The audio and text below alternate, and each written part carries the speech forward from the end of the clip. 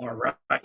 So a little impromptu, little live right now. We're watching the first round of OHara Davis taking on Ismael Barroso. And I think that Ismael is coming off of a loss, and OHara Davis, well, he's also sort of rebuilding his career. So here we are in the first round of 214, 213 of the first round. Davis versus Barroso, Ismael Barroso. So the main event for this one is Virgil Ortiz and Lawson, but I think it's quite clear that we know who the A side is of this particular matter at hand now, do we? I mean, if you really think about it, everybody seems to be a lot more excited to see OHara Davis. Oh, look at that. OHara Davis is rocked right now. What is this? Oh, he gets knocked down in the first round. First round knockdown. Now I understand why a lot of guys sort of pick OHara Davis to lose this fight, and I see why. Oh no, this doesn't look good. Let's see if oh wow. Oh wow. Gets another second knockdown right there. What is going on? Hey man, that's combat sports in a nutshell. You never know what's going to happen. Here it is, a shocking second knockdown of OHara Davis in the first round. If he wants to continue. The referee blows it off. He says it is done. Wow, Barroso with a first round knockout. How about that? How about that? Unbelievable.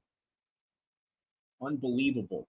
I guarantee you this is going to garner a lot of criticism in the part of OHara Davis. Now, what kind of training camp did he have leading up to this fight?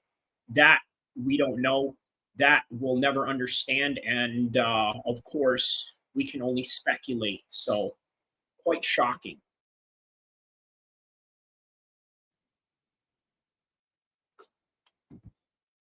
OHara Davis being consulted by his corner right now. Wow, what a shocking turn of events, huh? So I literally hop on within just 1 minute of the entire. No, not even. I went live as soon as the bell rung, and all of a sudden the fight is over.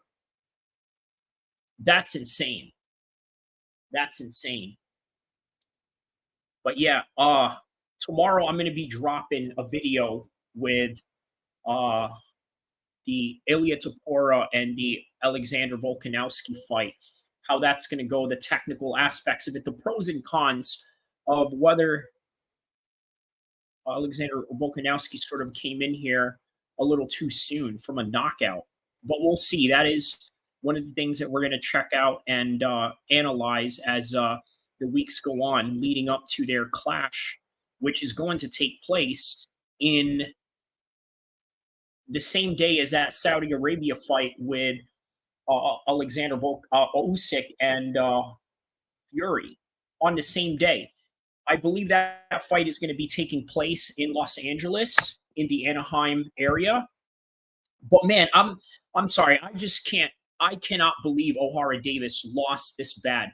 Now look, it's one thing to come in here and know that, well, okay, there's a chance that he may have lost, but to lose in this type of fashion, I mean, look, Barroso's went in there and just absolutely cleaned house. He cleaned house and said, you know what? I'm going to come in here. I'm going to do my job. I'm going to make this a quick night. And here we are, the co-main event. For those of you that have just came on within the first 4 minutes of this live stream, literally 3 minutes ago, this fight started in the first round, right? Literally 3 minutes. And then just within that round, those two knockdowns, the referee called it off. It wasn't even a clear knockout. It looks like, did it look like his corner was going to throw in the towel? What is going on here? Wow. What's going on here? Wow.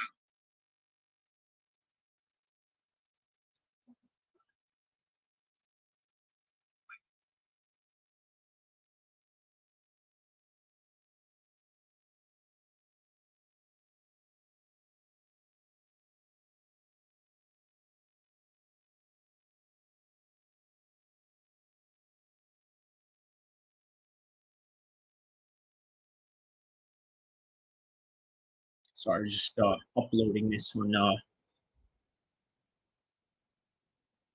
Wow, first round out of all. I mean, I'm telling you right now, Tyann Booth is definitely going to have uh, what do you call it? A field day on this one.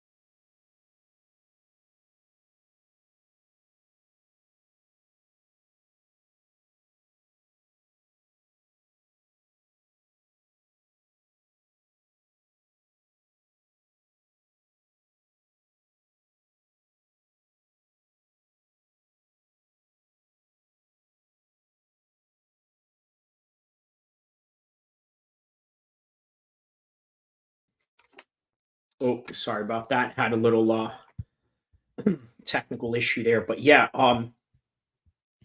that was quite a surprising turn of events with O'Hara Davis. Now, thing is, uh, I wonder. Look, I wonder what factored this particular performance, right? Because if you've seen O'Hara Davis take on Josh Taylor, right, it was quite a bad loss at the time. But then you sort of realize, you know what? It's sort of an excusable loss considering the fact that you look at Josh Taylor, he's the undisputed champion of the world. So why would he not lose to a guy like that? But again, fighting. Look, this is the thing about fighting that people have to understand. Whether it's boxing, MMA, Muay Thai, left way, kickboxing, everything in between, right? You got to understand.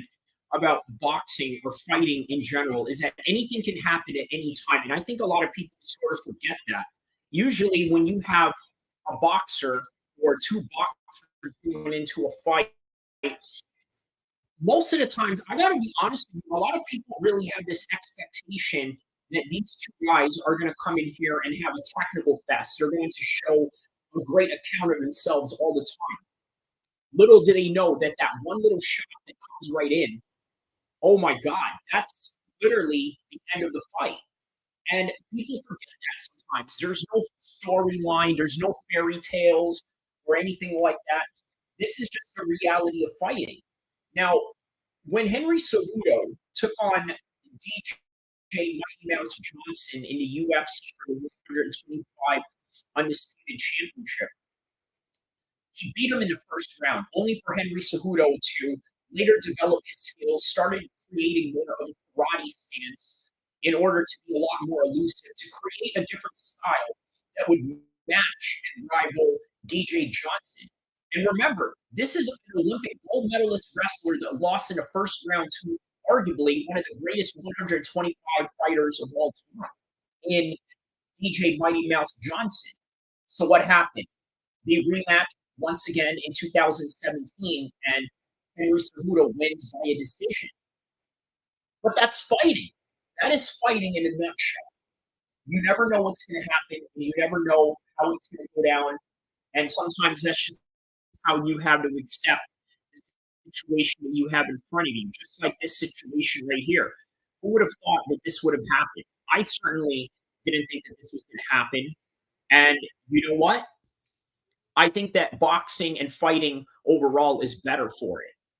Just in my humble opinion, fighting and boxing, it's it's better for it because look, the thing is, you have to understand all throughout the years, the expectations that people have for boxing is that, oh well, you know what, this is a great fighter because such and such said this, and that it is impossible for this to ever happen of them losing in the first round or this and that. But lo and behold, here we are.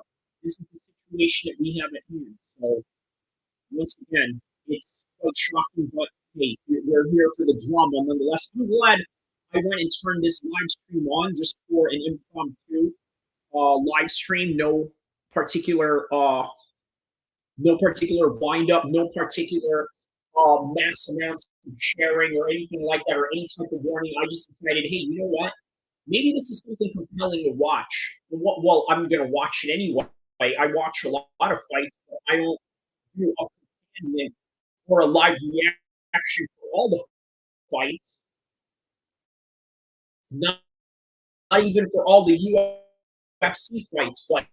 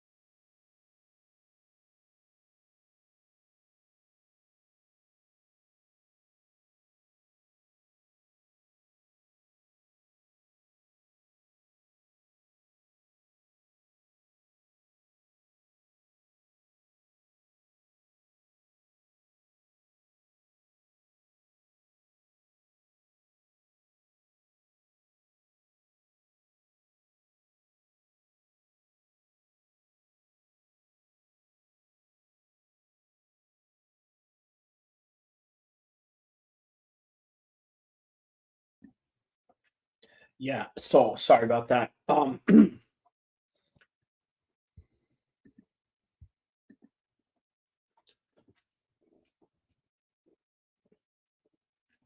So they got a boxer talking to Oscar De La Hoya, one of the boxers that Oscar De La Hoya had recently signed. So that's going to be interesting.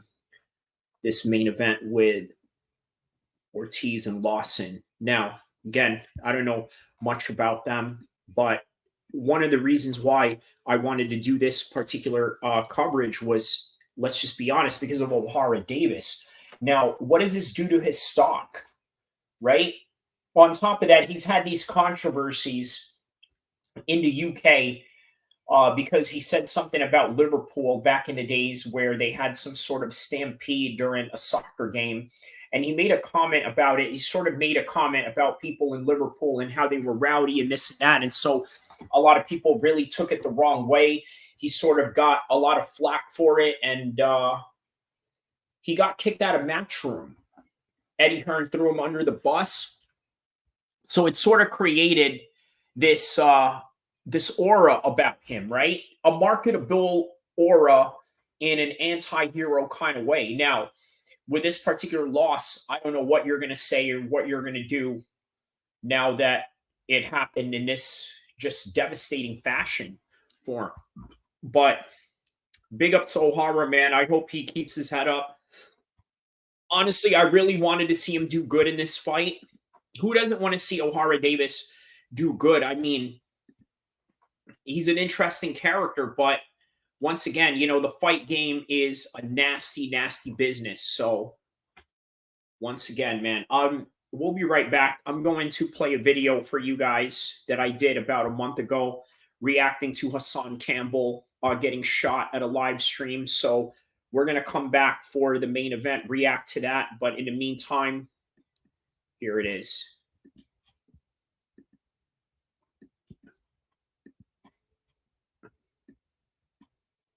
Had made about this, right? Regarding not necessarily Hulk Hogan, but more about, let's say, the persona that you have to take when it comes to, let's say, uh,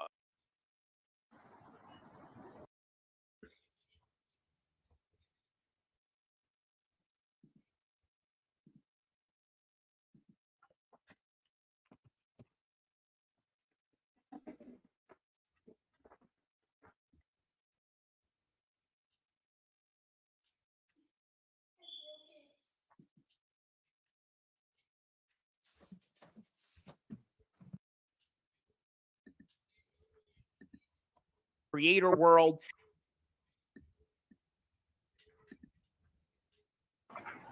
I asked for street justice. Couldn't even get that. I swear to God, y'all niggas better not say nothing to me. Word to my mother. Word to my mother.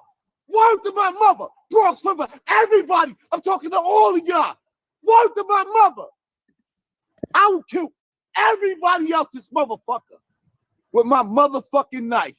I won't back down from nothing. The hood ain't gonna support me. Y'all support rape niggas. Y'all support niggas that rape. Word to my mother. I'm willing to go out all out with everybody. Everybody. Step outside.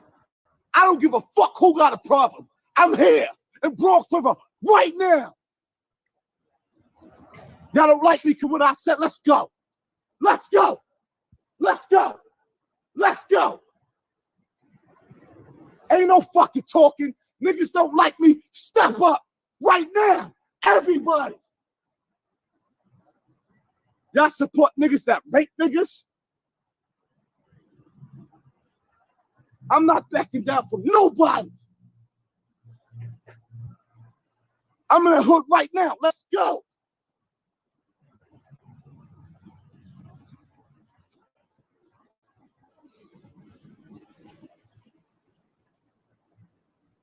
What I gotta be, Cassie?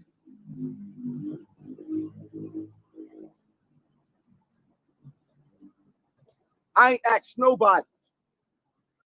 So again, so far, what I'm gathering out of this, and by the way, I want to let you know that I've watched Hassan Campbell's content for over maybe a year now, right? I've seen all of his videos. I've been to watching all of his lives. I think he's a very interesting character, especially with the fact that he has all these different connections in the hip hop world. And not only that, also the aspect of, well, the controversial aspect of, let's say, grape that deals with children and things of that nature, right? Because obviously he came out and told the world that, well, this is what had happened to me. And this was one of his biggest theses that he often mentions in a lot of his lives. Now, what is interesting about it is that you have to understand we live in an era where everything is on the internet, right? So it's not like confining to, let's say, an anonymous group. Hey, this such and such thing happened to me. So therefore, I want you guys to sympathize with me, right? And most of the time, most people, to be quite honest with you, are cowards. They're not going to really say what they want to say to a person in real life. This is just a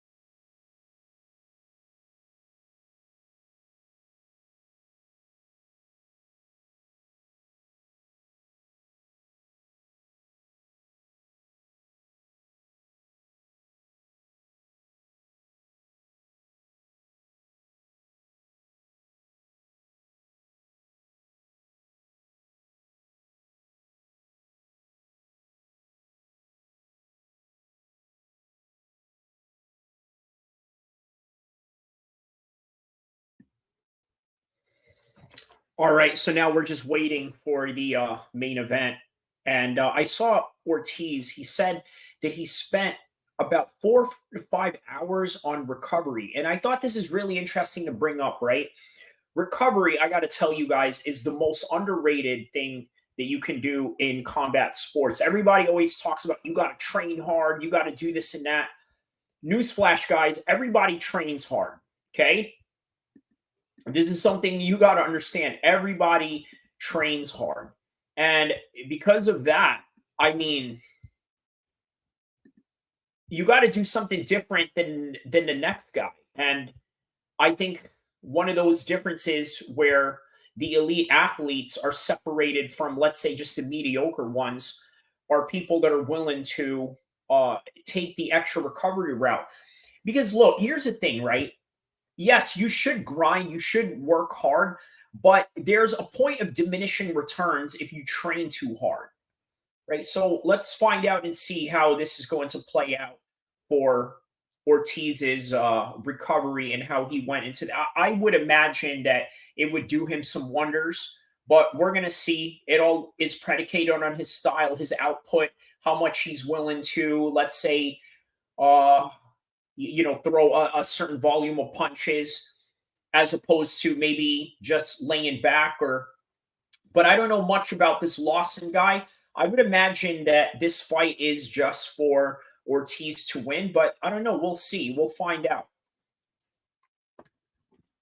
It's got the gold outfit going on, sort of like a gold metallic ring attire of some sort.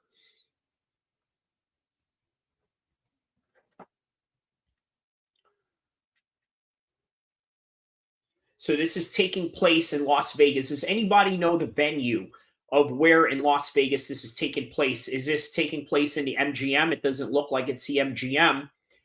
Definitely not the T-Mobile Arena, but we'll find out. We'll find out as soon as. By the way, guys, don't forget to like and subscribe. Also, stay tuned after the fight. We're going to talk some MMA as we cover some boxing. And, well, that's the balance that I'm going to try to create with a channel like this. There's a lot of channels out there now that I notice are doing also boxing and MMA, right? And with the amount of channels that are out there, you got to do something different. And well, I'm going to do something different by talking about MMA after a boxing match. So here comes Ortiz Jr. walking out.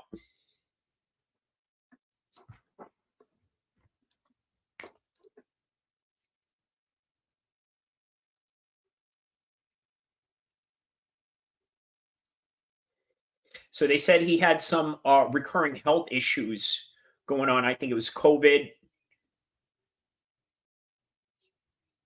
Yeah, and dehydration, apparently. This fight was supposed to take place in December 2nd, and I believe they had switched it up on this date. So, no, I believe that was OHara Davies and Ismael Barroso. And yeah,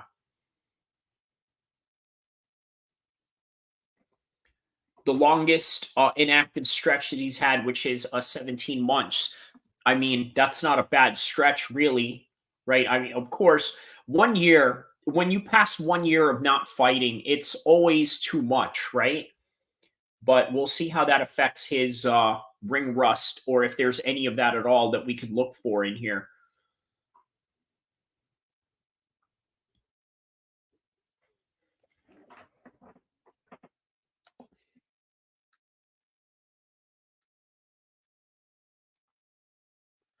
So this is contested in a middleweight division.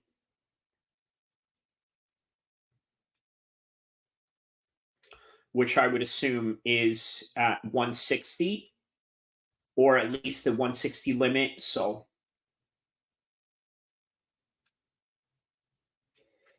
there's Robert Garcia right there being led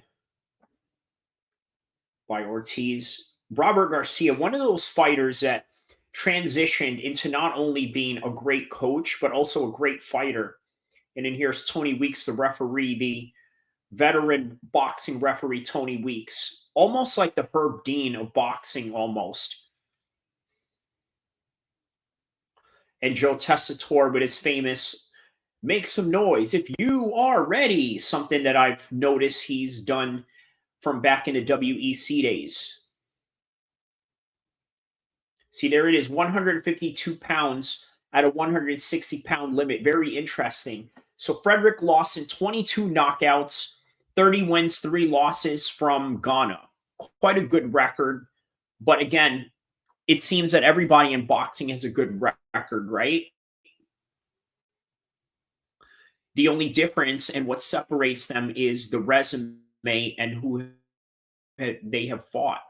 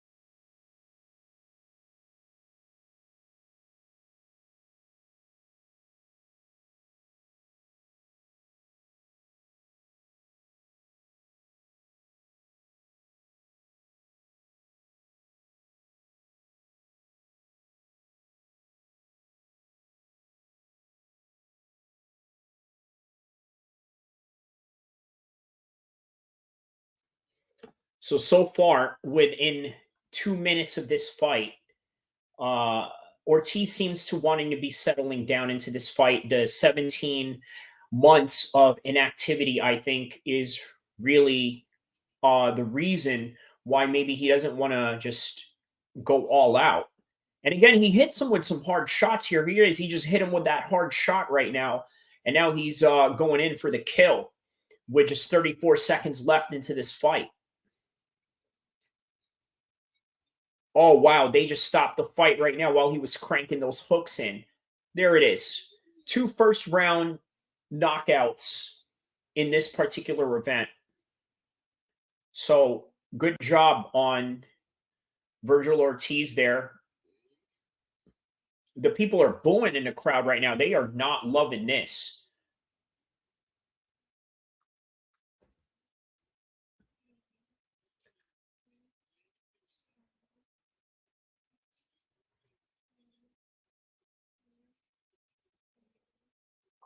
Yeah, the corner is protesting the stoppage. The announcers are also saying it's not a good stoppage. Yeah, I don't think it was a good stoppage either, but he had him hurt. And again, it's really up to the referee's discretion at a certain point. But good job on Ortiz. 17-month layoff only to come back and literally just get one round in.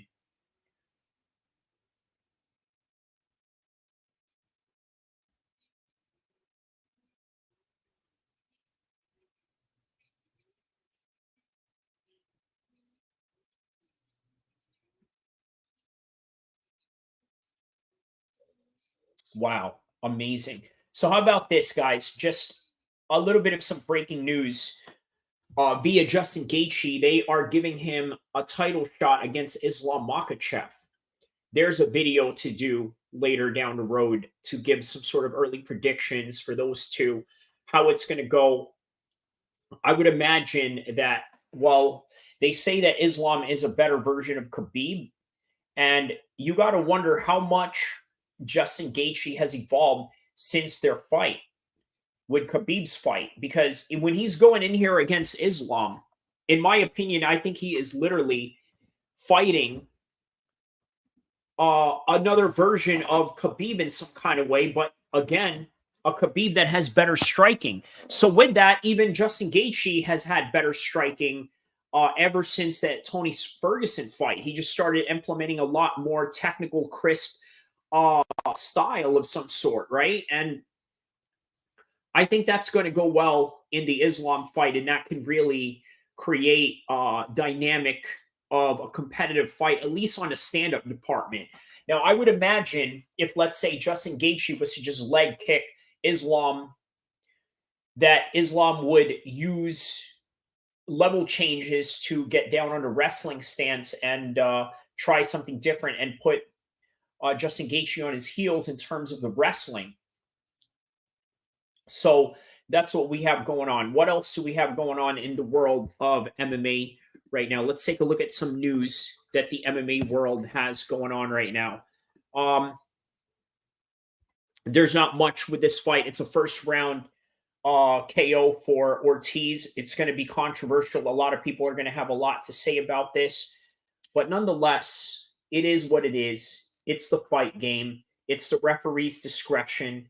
And there's nothing that you can really do about that. So,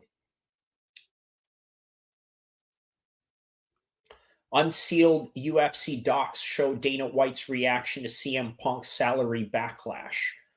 Okay, what is this? This is from MMAfighting.com. So, unsealed UFC documentary shows that Dana White's reaction to CM Punk's salary backlash. UFC CEO Dana White's personal policy, at least in 2017, was not to reveal a fighter's pay unless they had misrepresented in public. When Randy Couture in 2007 revealed his earnings amid the dispute over his retirement, White claimed that the UFC Hall of Famer completely lied and went to the UFC's accounting department to get the real numbers so he could counter publicly. So behind the scenes was a different story.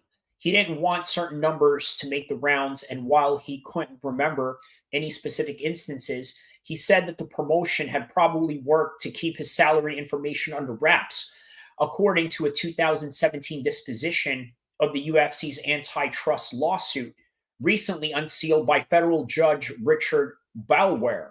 Okay, so at least this has something to do with the current lawsuits that are going on with the UFC right now. That didn't necessarily keep paydays private with the fighters.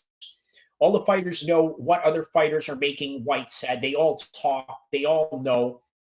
Even guys who say they don't want their number out there, they tell.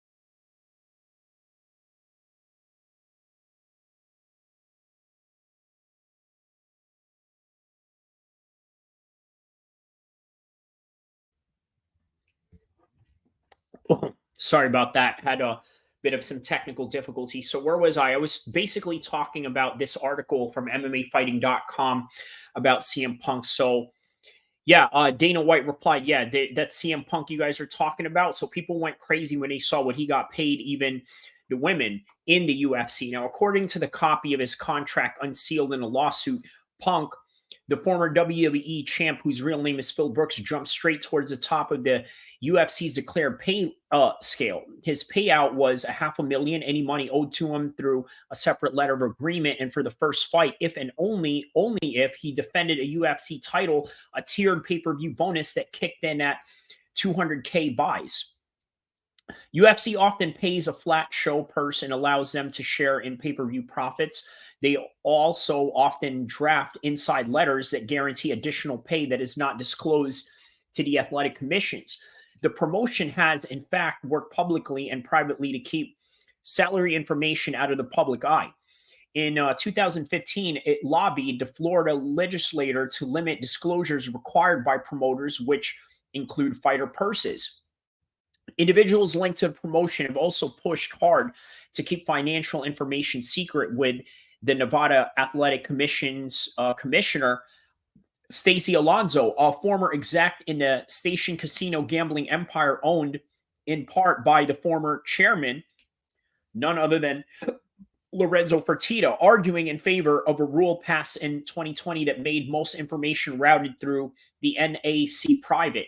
Several state athletic commissions, including Utah, Arizona, have recently changed their disclosure laws, citing similar language about concerns raised by fighters over their pay becoming public. Now, the UFC, the group of UFC vets suing the promotion for the antitrust violations have made fighter pay and the UFC's public and private communication about it a central part of its case, arguing that the promotion conspired to lower fighter pay as part of a scheme to monopolize the market for elite MMA fighters. Now, the attorneys from the UFC fought to keep those contracts and communication in the case of private before judges. Now, Belware unsealed them in this past month. Behind the scenes, a former matchmaker, Joe Silva, and a current matchmaker, Sean Shelby, also worked with the UFC's execs to manage perceptions about what fighters are being paid. In texts and emails unsealed in the antitrust case, they paid close attention not only to the compensation, but the perception about the compensation among the fighters. Good for us actual money-wise, but tough perception-wise, and the people think we gave him what he wanted, and now others will demand the same. Silva wrote this in a text message about an unnamed fighter believed to be Gilbert Burns after he re-signed with the UFC back in 2014. Now, while pitching Spencer Fisher, in addition to bolster a new defunct WEC lightweight division, Shelby noted that the UFC vet was paid $26,000 to show and $26,000 to win in the UFC, but he indicated that he wanted to keep that out of the view for his new deal. To make this possibly, I would need to get him for 5 more fights going up to $2,000 per fight, but I also need to keep the public perception of his pay at about $10K less on the show side. Now, Shelby wrote to the UFC execs this. How can we make this work? Well, the antitrust suit could go into trial in April, this coming April, by the way, during this season of literally UFC 300. And the UFC faces damages over up to $1 billion if the fighters can convince a jury that the promotion broke its law and its metric rise. Now, fighters' outrage over Punk's payday was in abundant supply after his Octagon debut, proving right of White's concern over the extra drama it would produce. CM Punk made $500K on his entry fight, while the rest of us paid a fight. Tweeted then UFC bantamweight Kat Zingano, y'all should be ashamed, UFC. But here's the thing you got to understand, Kat Zingano. CM Punk made a name for himself going into the WWE and now going into the UFC. He has the right to make as much money as he should because he's a big draw. All at the same time taking the risk of his whole reputation already from his successful career in the WWE and going in here. He had the right to do that. So that's just what I have to say to Kat Zingano in that. And so she also said nothing against CM Punk, but making a half a million for you for your MMA debut, tweeted ex lightweight champ Rafael dos Anjos. But I think champs should be making that too. People who dedicated an entire life. But here's something you got to understand, Mr. RDA. You're not a big draw. Are you a big name? And again, I can understand why RDA has this problem with CM Punk making money and all that, because once again, I think what people need to understand is that fighters are some of the most entitled little bastards in the world. They are. And let's just be honest about it. They complain if one guy is making more money than the other. They complain that Logan Paul and Jake Paul are making more money than all of them and they're not real fighters or this and that. But guess what? They do something that is part of what you need to do as a professional, which is what? Promote yourself. So, according to an expert report released in the antitrust lawsuit, even half a million figure was unlikely and underreporting of Punk's true take home.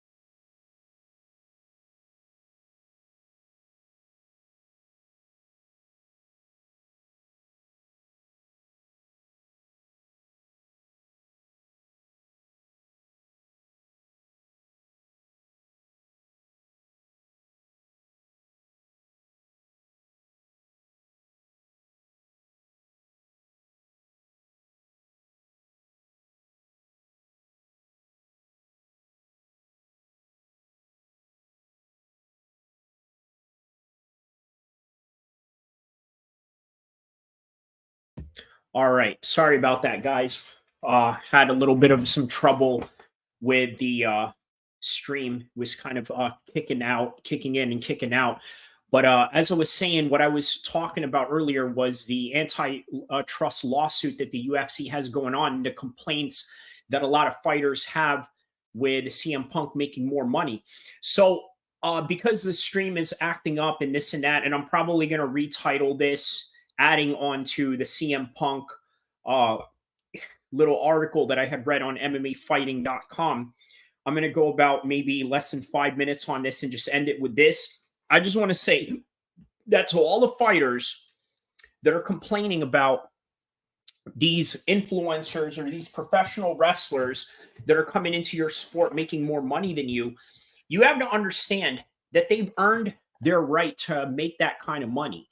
Now, they may not have earned the right to be a professional fighter, but calling someone a professional fighter or a real fighter is the reward in and of itself. When it comes to money, you don't get to have any of those rewards other than what you are attracting to the world for people to come see you fight. And that's really all that I can really say about that. And I'm going to end it with that. Don't forget to like and subscribe. I'm probably going to make a video about this particular matter at hand at some point. But I hope you guys enjoyed the boxing fights tonight, even though both of them were run round. I sort of expected it was going to be a squash match for both of them, right? So I just decided, well, let's talk about some MMA or some UFC at the same time. Earlier in the night, I was talking about Justin Gaethje saying that he's now signed to fight Islam. And then after that, after the fight, I had read an article about CM Punk's pay disclosure based on this ongoing situation with the antitrust lawsuit that the UFC has going on, which, by the way, a trial that will start in April. Timing on that, right? We're talking about UFC 300 season, but nonetheless, don't forget to like and subscribe. I am out. Share, tell a friend to tell a friend, and you know the rest. We'll see you guys soon, inshallah.